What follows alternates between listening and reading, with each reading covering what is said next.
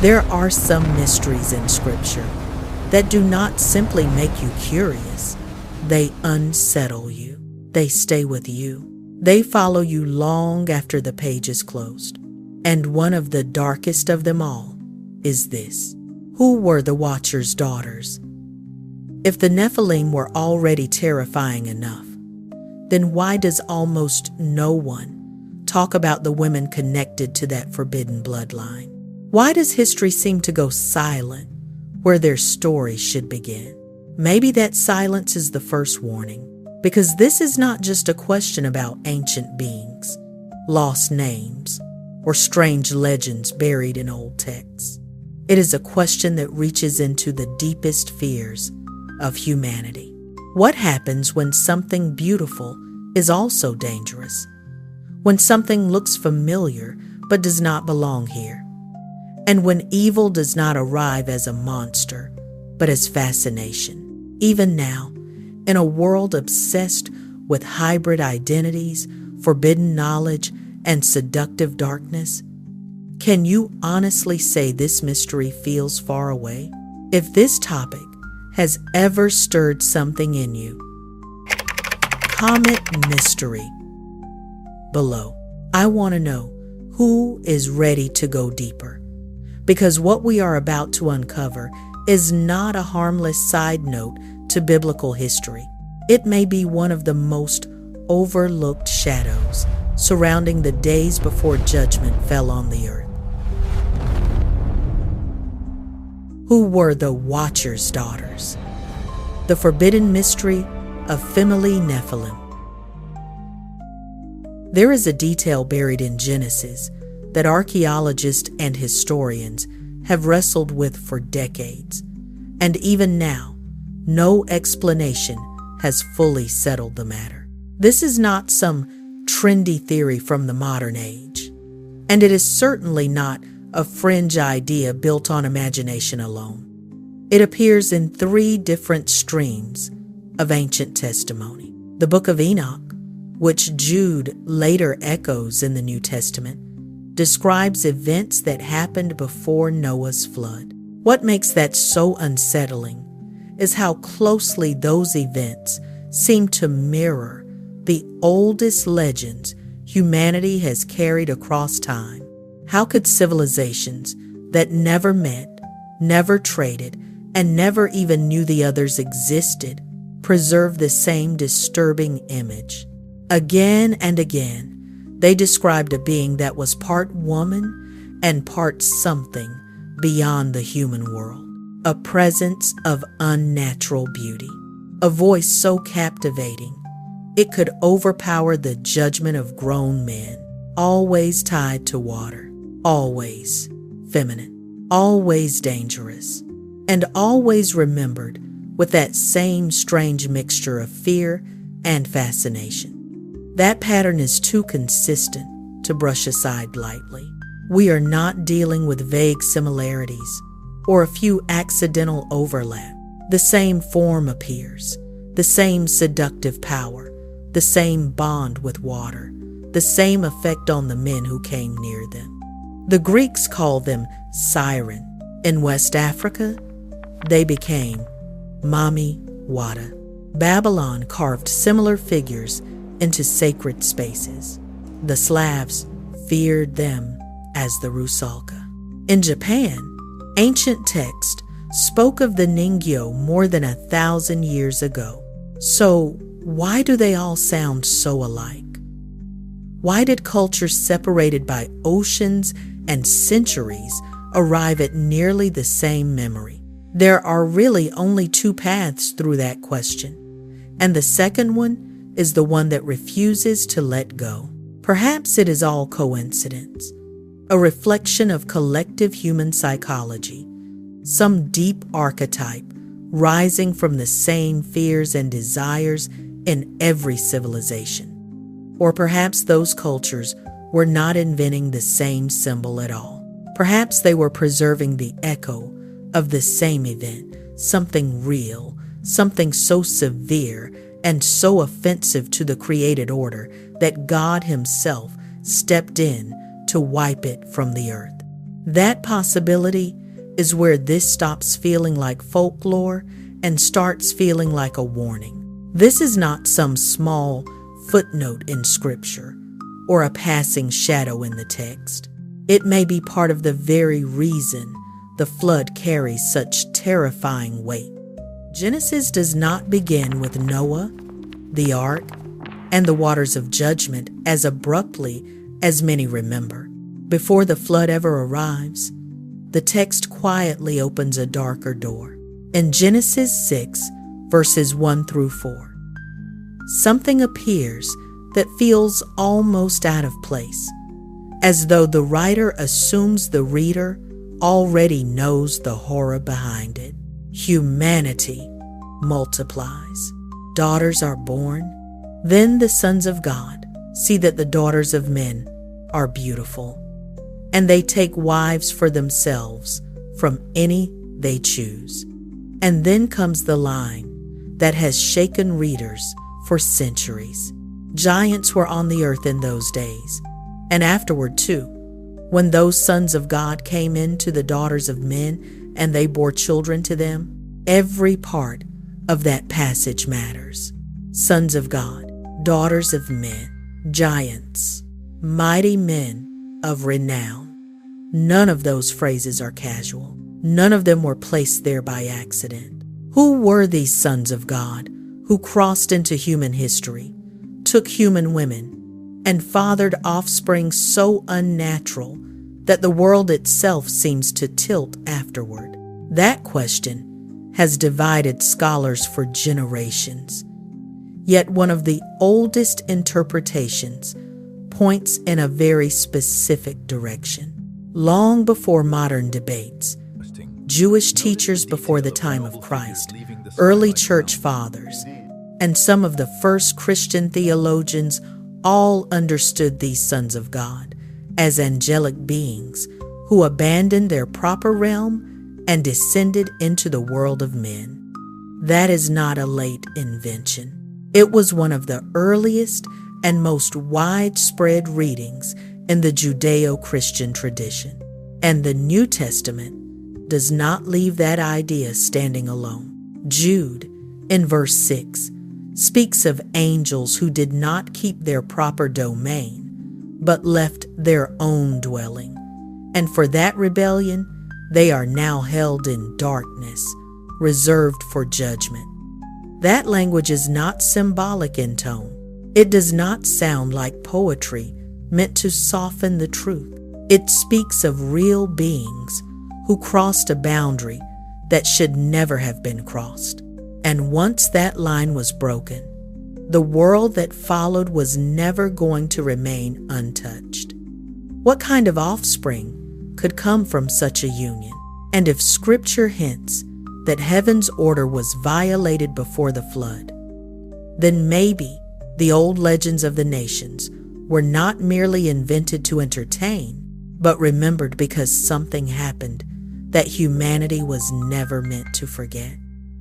Genesis gives the headline, but another ancient text dares to linger where Genesis moves quickly, filling in details the biblical account leaves veiled. The Book of Enoch, traditionally associated with Enoch, the great-grandfather of Noah, takes us back to the man described in Genesis 5:24 as one who walked with God. That alone gives the text a haunting weight. And when you remember that the New Testament itself echoes Enoch, it becomes harder to dismiss it as irrelevant.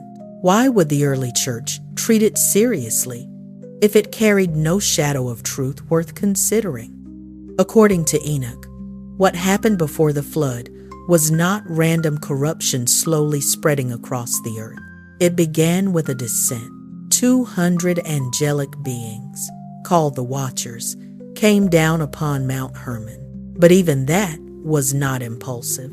Before they acted, they bound themselves together by oath, forging a pact of shared rebellion so none of them could retreat once the line had been crossed. That detail matters. Evil often becomes bolder when it is made collective, when guilt is shared, when each participant gives strength to the others. Have we not seen that pattern even now? When people feel braver doing in groups what they would fear doing alone. Then came the violation that changed everything. The Watchers approached human women, took wives for themselves, and from those unions, a terrible bloodline emerged. Enoch describes those offspring with a kind of dread that lingers on the page. They were not merely unusual children. They grew into beings of enormous size, unnatural force, and terrifying appetite. The text says they devoured what humanity produced, draining the earth of its resources. And when the earth could no longer satisfy them, they turned on humanity itself. That is how deep the corruption ran. It did not stop at influence. It consumed. This was not a private sin, hidden in some forgotten corner of the ancient world.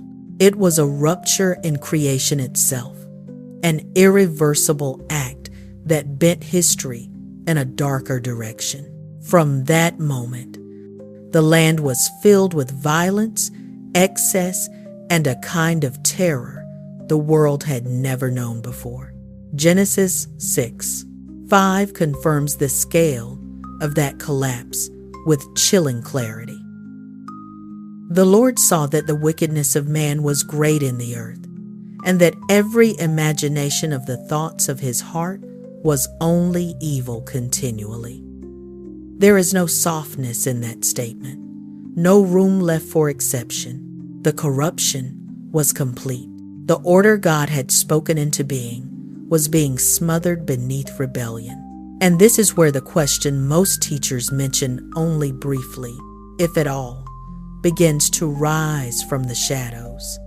The Watchers took human wives, and those women gave birth to giants, to mighty men, to beings remembered for strength, violence, and dreadful renown. But would sons alone have been born from those unions? Of course not. Daughters would have been born as well. So where are they in the story? Why do Genesis and Enoch focus almost entirely on the male Nephilim, the warriors, the destroyers, the men of legendary force, while saying almost nothing about the daughters? What became of the female offspring of those forbidden unions? That silence is not small. In fact, it may be one of the most unsettling silences in the entire mystery. Enoch carefully explains how the giants consumed the resources of the earth in a short time, how the male offspring became monstrous in strength and appetite. But if the sons grew into warriors of colossal stature and supernatural violence, what did the daughters become? Did they vanish from history, or did history remember them in another form? Hold that question close, because it may be the very thread that stretches from Genesis into the oldest legends of the nations, as if the world never fully forgot what once walked here. Then came the moment when God looked upon the earth and judged what it had become. What lay before him was no longer simple human corruption or ordinary violence. It was a world bent out of shape, a creation scarred at its roots, and the decision he made was not small. It was not a local disaster, not a flood confined to one valley or one nation, but a deluge meant to sweep across the whole earth. Judgment was coming on a scale the world had never seen. Yet in the middle of that ruin, one man stood apart. One man remained just. One family line, the text suggests, had not been swallowed by the corruption unleashed through the rebellion of the Watchers. Genesis 6:9 says that Noah was perfect in his generations. That phrase has stirred debate for centuries. Many scholars understand it as a statement about his moral character, But some also see in it something more, a hint that his lineage had remained untouched by the contamination linked to the Nephilim. However one reads it, the point is clear. Noah was set apart in a world that had almost entirely lost its way. When nearly everything around him had been defiled, he was still found faithful. So God commanded him to build the ark. You can almost feel the weight of that moment. Imagine being told to prepare for a judgment no one else could yet see. Imagine hammering wood day after day while the world around you carried on as if nothing was wrong. Then the waters came, and when they came, they did not negotiate. Everything that walked the earth was overtaken. The giants, the corrupt beings, the offspring tied to that forbidden union, all of it seemed to disappear beneath the waters of divine judgment. Or did it? That is where the story stops being simple, because one question opens a door that is very hard to close once you have seen it. If the Nephilim were completely destroyed in the flood, why does Scripture mention giants again long after the waters receded?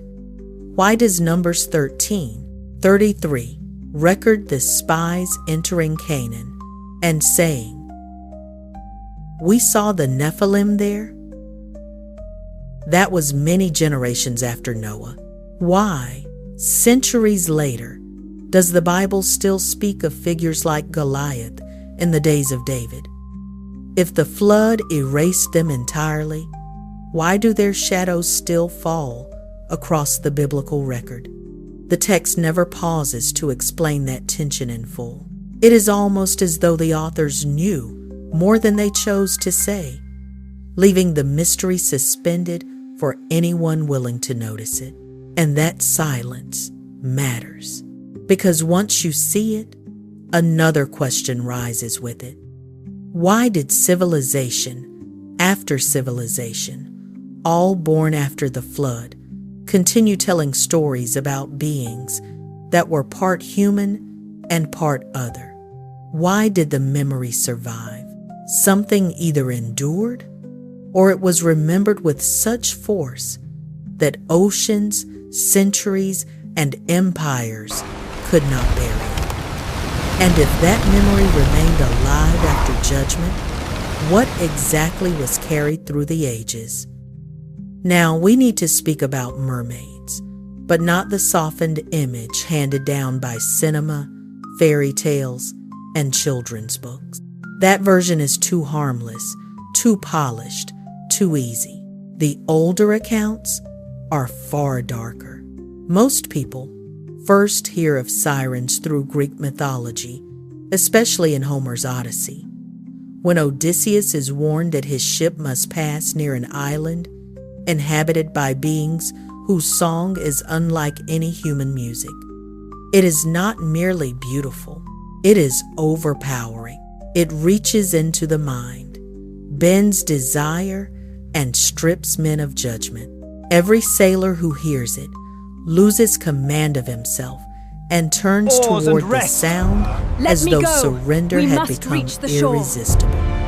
The ship crashes against the rocks, and death comes not through open attack, but through attraction so strong it cannot be resisted. What kind of memory creates a creature like that? Odysseus, knowing the danger, orders his crew to seal their ears with beeswax.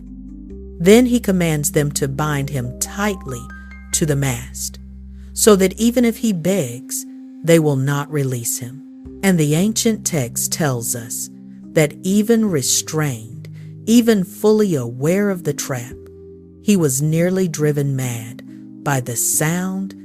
That detail is chilling. A voice that can bypass reason. A beauty that does not simply invite, but compels. A being that looks close enough to humanity to fascinate, yet far enough from it to destroy. Does a culture invent such an image out of nothing? Or is it preserving a distorted memory of something once feared as real. There is another detail most people never hear. In the earliest Greek depictions, sirens were not shown with fishtails at all. That familiar image came much later. Originally, Greek art portrayed them as women with features of birds, wings, claws, bodies that carried the mark of hybridity rather than simple beauty. That matters more than it seems. The essential element was never the tail. It was never about romance. It was the weapon hidden in the feminine form, the voice itself, used as a force of capture, seduction, and ruin. Strip away the later illustrations, and one pattern remained: a female being, not fully human, using allure and sound to overpower men. And once you start looking for that pattern, it appears almost everywhere. In West Africa, that figure appears as Mami Wata, a name that literally means mother water. She is described as stunningly beautiful, often half woman and half fish, or, in some traditions, half serpent. She does not merely attract men, she enchants them, draws them into the water, and holds them in a realm beyond the ordinary world. What makes this even more striking is that Mami Wata was never a small local myth confined to one village or tribe. Her presence spreads across West Africa, Central Africa, and the African diaspora.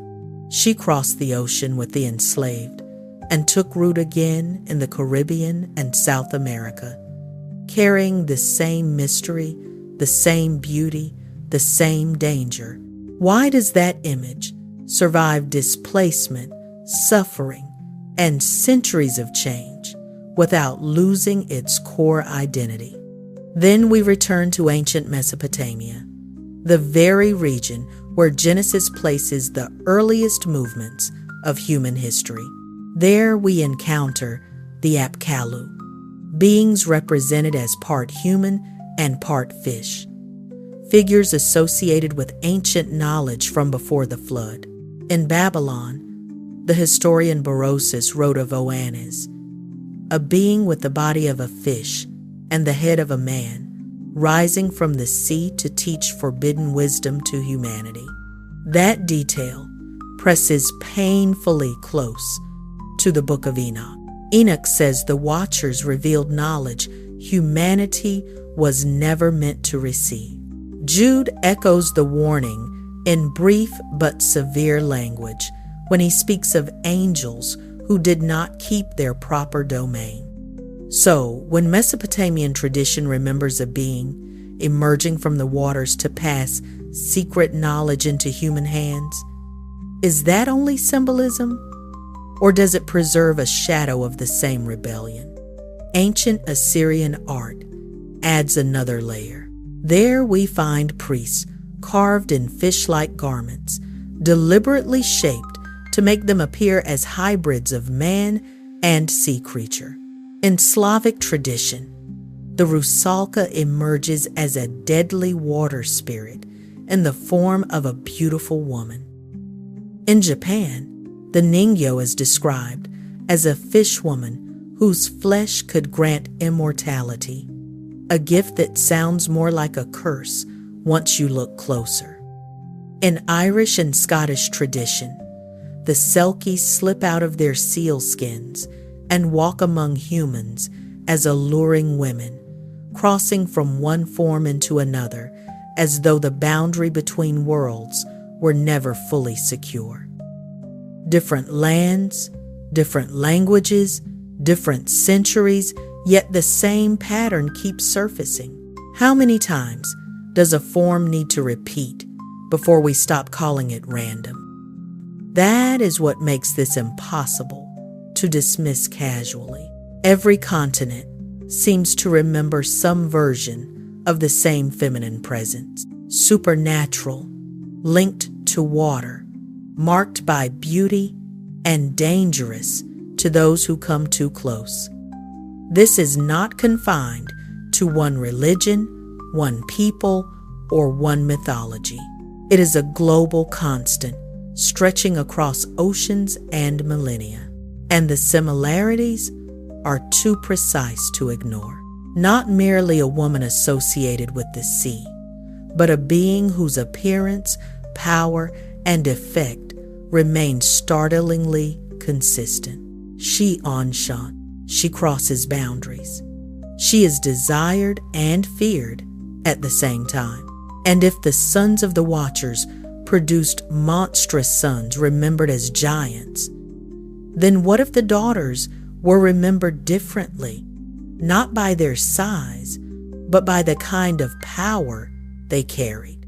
That is where the question becomes more unsettling than mythical, because once the old stories are laid side by side, the pattern is no longer vague. It is sharp, it is recurring, it feels less like invention and more like inheritance, as though the nations kept fragments of the same shattered memory.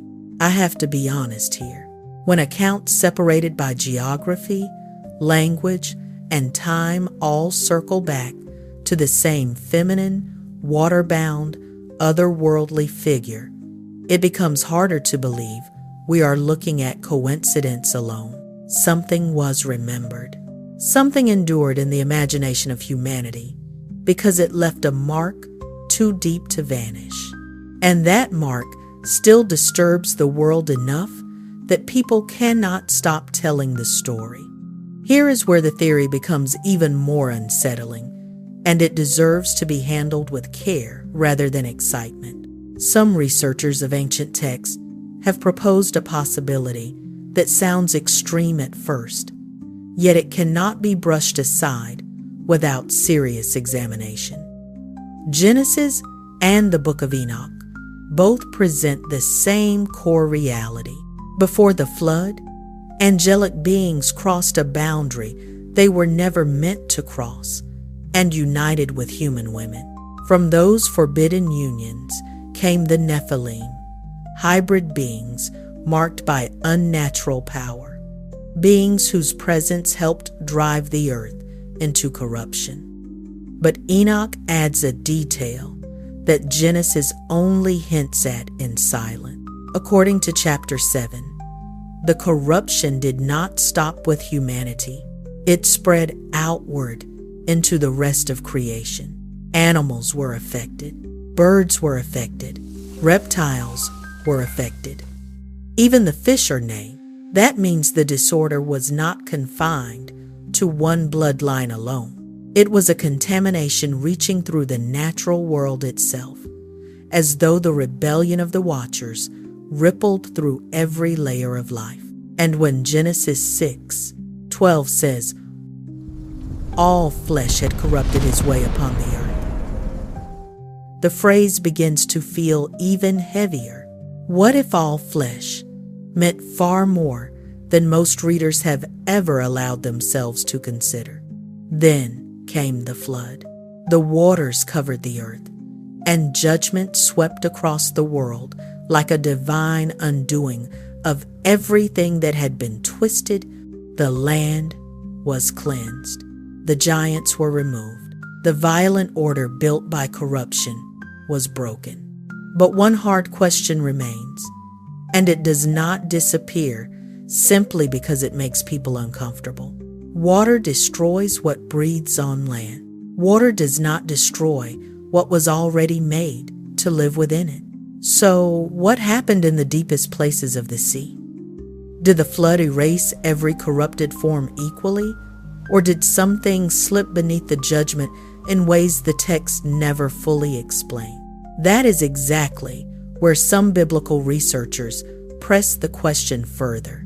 If the Nephilim existed on the earth, and if Enoch is right that corruption spread even into fish and other living creatures, could some form of hybrid corruption have entered the waters and remained there? It is not a casual theory. It is an attempt to explain why the memory of strange aquatic beings appears again and again across the post-flood world, as if something survived, or at the very least, as if something was remembered with terrifying clarity. And this is where the question of the female Nephilim returns with real force. The pattern preserved in myth across nations does not mainly remember giant male warriors.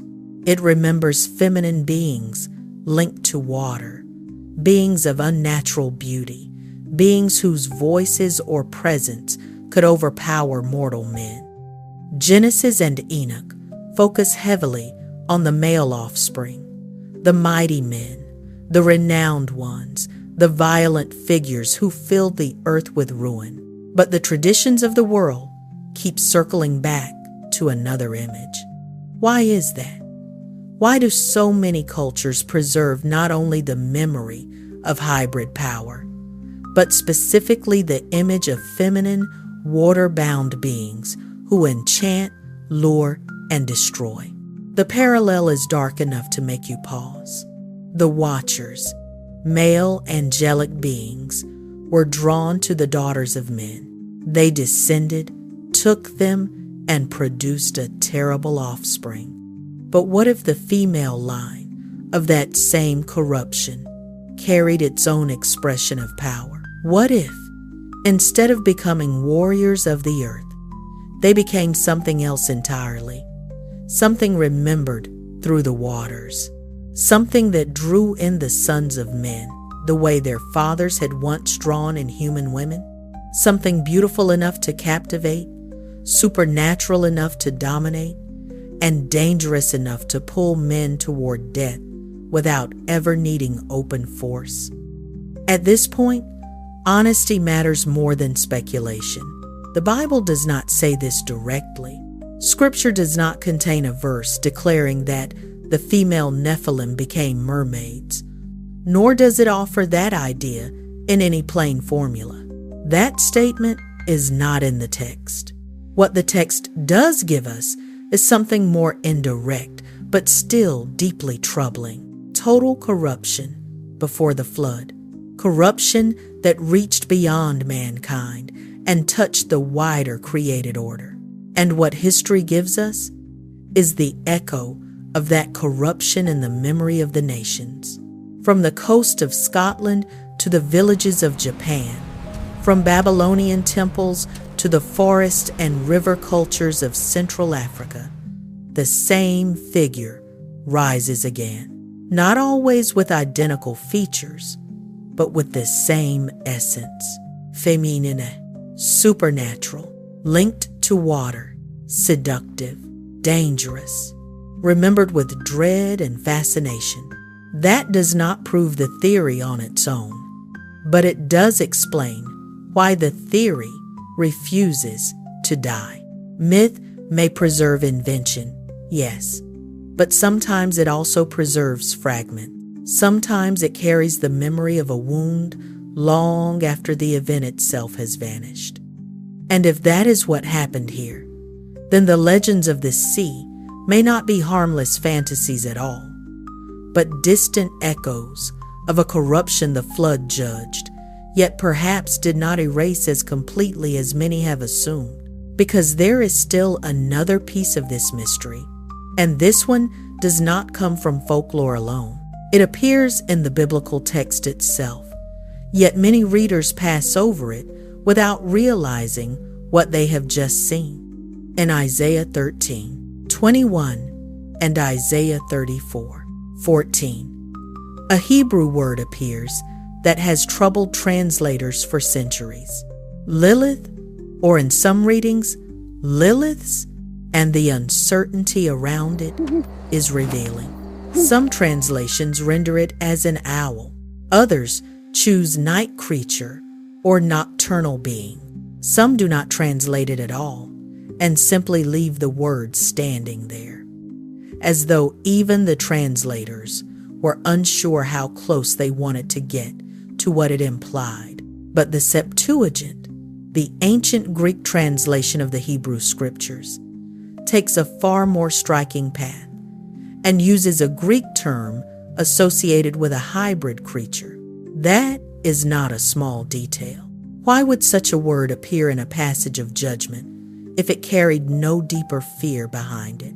Isaiah 34:14 describes the desolation of Edom after the hand of God has fallen on it, a land reduced to ruin, so complete that strange beings are said to dwell there. The scene is not gentle. It is a picture of cursed emptiness, of a place abandoned by ordinary life and left to darker inhabitants. Ancient Jewish tradition later built an extensive body of lore around a being called Lilith, a supernatural female presence associated with the night, with seduction, and with death. And the more those descriptions accumulate, the harder it becomes not to hear an echo of the same pattern found in the siren traditions of the nation. A feminine entity, dangerous, otherworldly, bound to ruin through attraction rather than brute force. Coincidence begins to feel less satisfying each time that pattern returns. Then there is another Hebrew word that keeps surfacing across the Old Testament, Tan, often translated as dragon, serpent, or sea monster. That matters more than it may seem at first glance. The flood brought total judgment upon the land, but the sea was never described as being purified in the same way. The waters that destroyed the earth did not cleanse the depths beneath them. That tension sits quietly beneath the text, and once it is noticed, it is difficult to ignore. What remained in the deep? What did the ancient writers assume their readers already feared? Job 41 presses that question into the open with terrifying force. There we meet Leviathan, not as a symbol softened into poetry, but as a sea being described in language so concrete, so vivid, that it feels less like metaphor and more like dreadful reality. No human weapon can master it. It dwells in the depth. It inspires fear. It is said to breathe fire, and God speaks of it to Job as something utterly beyond human control. That alone should make us pause. The ancient world seems to have carried an awareness of what inhabited the deep places of the sea, an awareness modern people have largely lost or learned to laugh away. But the biblical writers did not write as though the deep were empty. They wrote as though the deep remembered something, and that raises a disturbing possibility. Were they preserving fragments of a world that had not been fully cleansed, only pushed beyond the reach of ordinary men? When I lay all of this side by side, the pattern becomes hard to ignore. Before the flood, the ancient texts describe a rebellion that did not stay in heaven. The watchers descended to the earth, crossed a boundary they were never meant to cross, and took human women. From those unions came the Nephilim, beings marked by unnatural power. And with them came a corruption so deep that it did not stop with humanity. It spread through the created order itself. Genesis paints that world in frightening terms, and the judgment that followed was not random. All flesh had corrupted its way upon the earth, is the kind of line that should make any reader pause. What kind of world had the earth become for God to answer it with the flood? And there is a symmetry here that still unsettles me. The male angelic beings descended, drawn to the daughters of men. But what if the female line, born from that corruption, moved in the opposite direction, not from heaven to earth, but from land to water, from memory to myth, from history into legend? The flood covered the earth, yes, but not the deepest floor of the sea. That matters. And when the survivors stepped into the post-flood world, they did not leave the old world behind. In their mind, memories traveled with them, Trauma traveled with them. Stories traveled with them.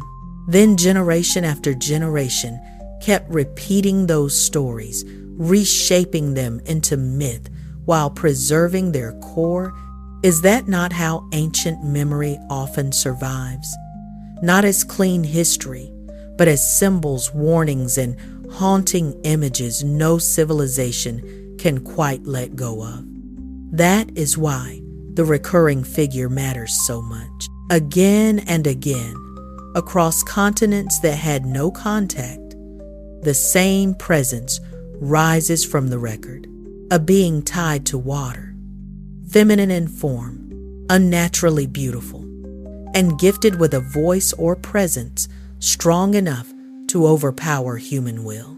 The Greeks called them sirens. West Africa remembered Mamiwata. Babylon carved similar forms into its sacred spaces. Japan preserved them in old texts. Ireland and Scotland whispered of them in coastal darkness, as if the sea itself had a memory and refused to release it. Why do these cultures keep arriving at the same image with the same essential traits? Why does the pattern remain so precise when the distance between them was so vast? To me, that consistency feels too sharp to dismiss as random imagination.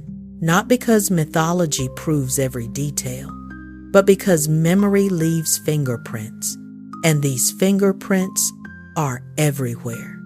The stories are too universal, too specific, too emotionally charged to be brushed aside as mere coincidence. They feel like distorted recollections of something older, something real enough to wound human memory so deeply that even after judgment, even after the flood, the echo remains. And the absence of a direct statement in Scripture does not mean there is no trail to follow. It only means the Bible sometimes leaves us with fragments instead of explanations, with signs instead of full diagrams. Scripture often does that. It tells the truth with restraint, then leaves the reader standing before a mystery that still breathes. And then comes the final detail, the one that pushes this beyond the beginning of the story and into the end of it. Revelation 21. One says something that many people read too quickly. And the sea was no more. That line has always struck me. Out of all the things the new creation could mention, no more death, no more sorrow, no more crying, no more pain. Why does the text also single out the sea? Why is that included among the promises of restoration? That is not a casual detail. Some theologians have long argued that in biblical language, the sea represents more than geography. It represents chaos, the abyss, the realm associated with forces not yet finally and openly judged. The deep carries a weight in Scripture that modern readers often soften, but the ancient world did not soften it. They feared it. They wrote about it as a place where something older than man still moved beneath the surface. And if that is true, then the disappearance of the sea in the new creation is not just about landscape. It is about closure, final closure, the shutting of a door that may have stood open since the days before Noah, since the descent of the Watchers, since the birth of the Nephilim, since the first corruption that spread through flesh and memory alike.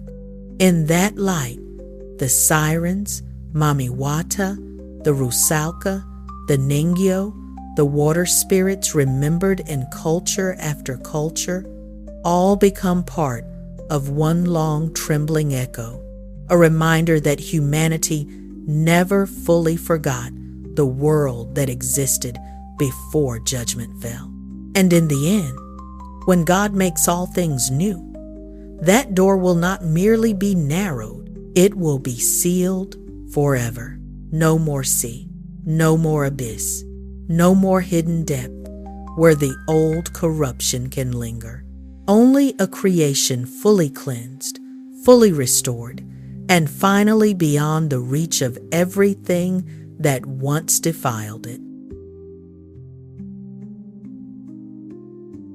The Nephilim remain one of the most unsettling mysteries in all of Scripture.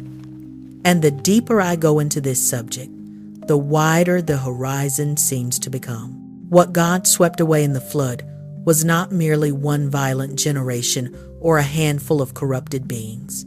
It was an entire version of the world, a world so distorted, so far removed from the order of creation, that it had to be brought to an end. That is why the language of the Bible carries such weight when it speaks of the deep, of Leviathan, of creatures tied to chaos and judgment.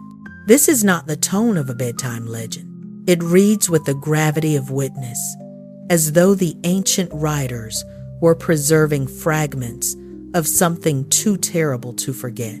And what lingers with me is this. If the flood was meant to erase that corrupted order, why did its memory survive so clearly? Because it did survive. It passed from generation to generation, crossed seas with scattered peoples, and resurfaced in different tongues among nations that never met one another.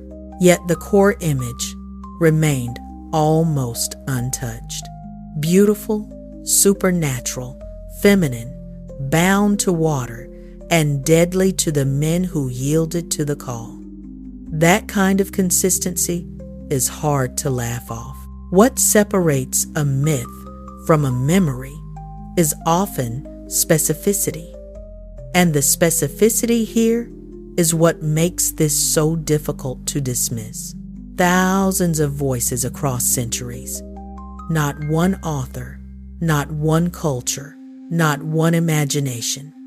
And still, the same figure keeps rising from the depths.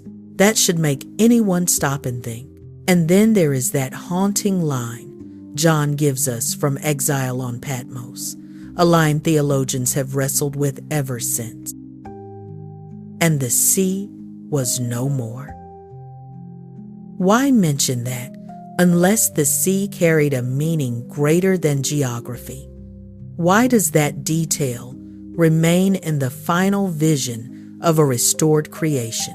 To me, it feels like the last quiet closure of a door opened long ago. A final ending to something ancient, corrupted, and never fully at rest.